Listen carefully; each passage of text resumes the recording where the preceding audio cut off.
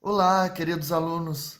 Estou aqui com vocês para tirar as dúvidas, dar uma devolutiva referente à nossa última aula de física do Centro de Mídias sobre o conteúdo de força e movimento. Vamos começar aqui com aquela parte onde eles trabalharam os fatos e fakes. Então, começando, nós temos a lei da gravitação universal.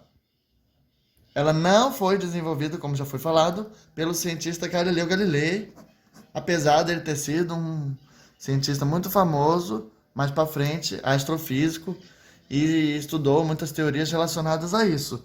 Porém, a lei de gravitação universal foi desenvolvida, atribuída pelo nosso cientista, que vai ficar muito famoso mais para frente a partir disso, Isaac Newton.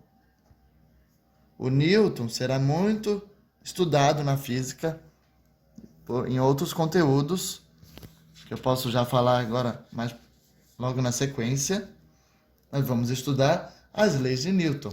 São 3 leis de Newton. A lei da inércia, que fala o seguinte, essa palavra inércia, né, remete a repouso, diz o seguinte: um corpo tende a permanecer em repouso, ou um corpo em movimento tende a permanecer em movimento. A outra lei de Newton, que a gente resume ela na lei sobre a dinâmica, diz o seguinte, e vai trazer uma formulinha que vai falar o seguinte: F igual a m vezes A.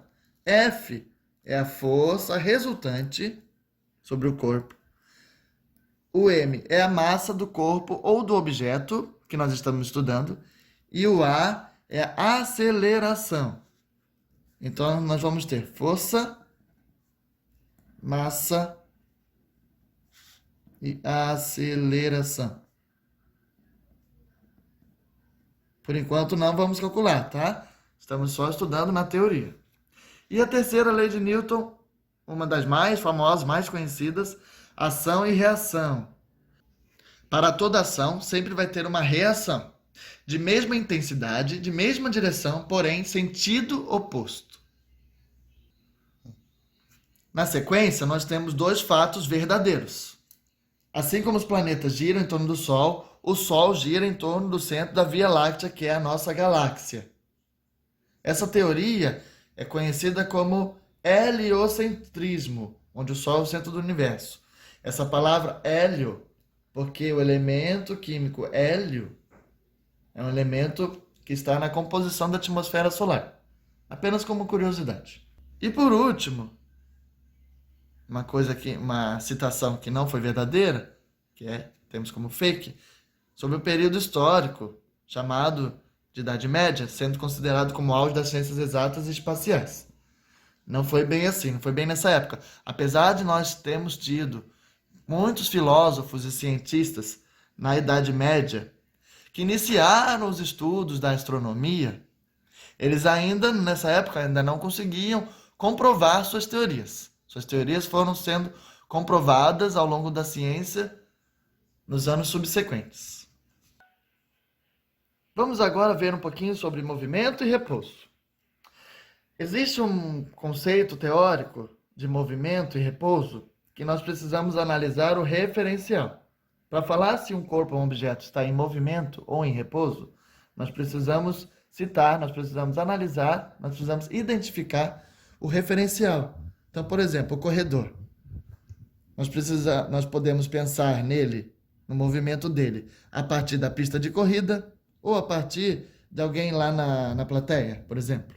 Muda o referencial, compreende?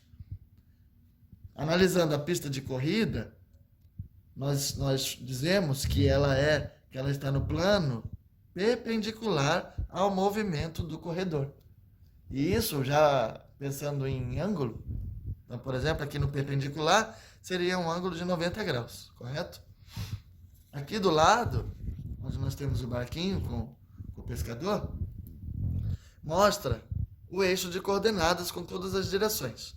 No caso, o eixo horizontal, que é o X, o eixo vertical, que é o Y, que vocês também estudam na matemática.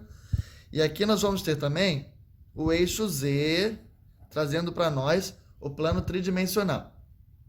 Porque no estudo dos movimentos é importante analisar as três dimensões. Agora, nesse momento, vamos analisar as relações entre a força e os movimentos. Tendo a força como uma grandeza vetorial, podendo causar o movimento ou, em alguns casos, deformação dos corpos. Por que vetorial? Nós falamos que uma grandeza é vetorial quando nós analisamos intensidade, direção e também sentido. A unidade, nesse caso, da força é o Newton, simbolizado pela letra N.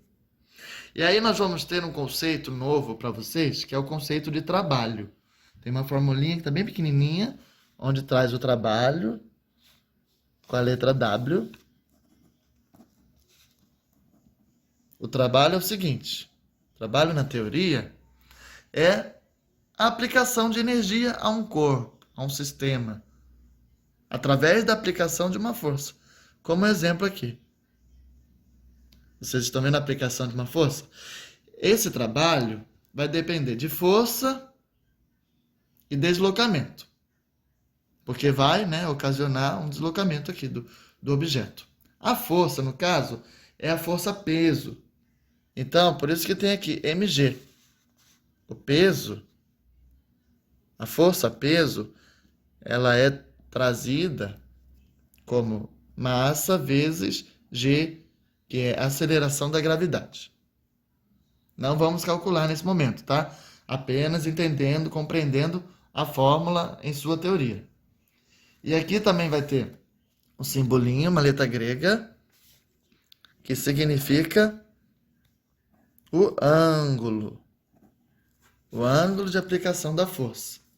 Como eu já falei anteriormente, nesse caso aqui, ó, perpendicular a normal, ao eixo horizontal abaixo, no mesmo sentido de aplicação da força, seria o ângulo de 90 graus. Por hoje é isso, pessoal. Grande abraço e vamos aí fazendo nossos devolutivos e tirando todas as dúvidas.